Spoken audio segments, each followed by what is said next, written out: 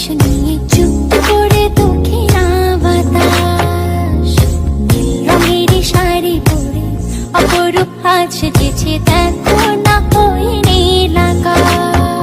যা দেখি লাগে ভালো, স্বপ্ন আজ মেলেছে ডানা, চঞ্চলি ছেঁড়া কিছুতে আমার আজ মানে না মন মানা। দেখো